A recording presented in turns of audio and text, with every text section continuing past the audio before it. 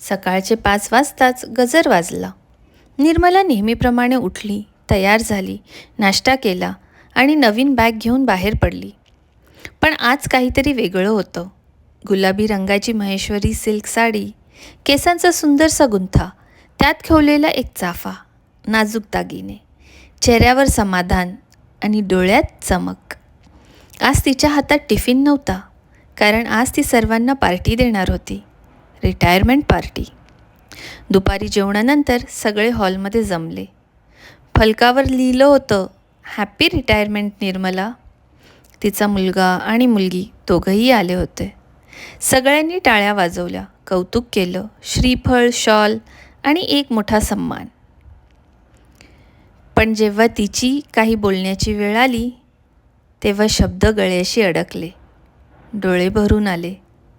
ती फक्त हलकेच हसली. त्या क्षणी सगळं सांगून गेली. ती अगदी लहान वयात 2 मुलांची आई झाली होती. पती गेले तेव्हा मुलगी 5 वर्षांची आणि मुलगा फक्त 2 वर्षांचा. घराबाहेर न पडणारी निर्मला तेव्हाच पहिल्यांदा नोकरीला लागली.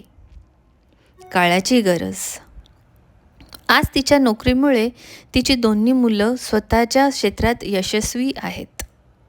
आज तिचं स्वतःचं घर आहे आणि हीच ती नोकरी तिला रोज जगण्याचा आणि व्यक्त होण्याचा आधार देत होती. आता हे सगळं थांबणार होतं. गेल्या महिनाभरापासून वाट पाहत होती ती या दिवसाची. पार्टीची तयारी, सगळ्यांचं प्रेम, मिळालेला सन्मान. पण आज तिच्या मनात एक शांतसा प्रश्न उमटला. खरंच हे सगळं हवं होतं का? की आता फक्त स्वतःसाठी काहीतरी नवीन शोधायचंय? ही होती निर्मलाची गोष्ट. एक साधी, शांत पण मोठ्या हिमतीची गोष्ट. एक छोटीशी गोष्ट.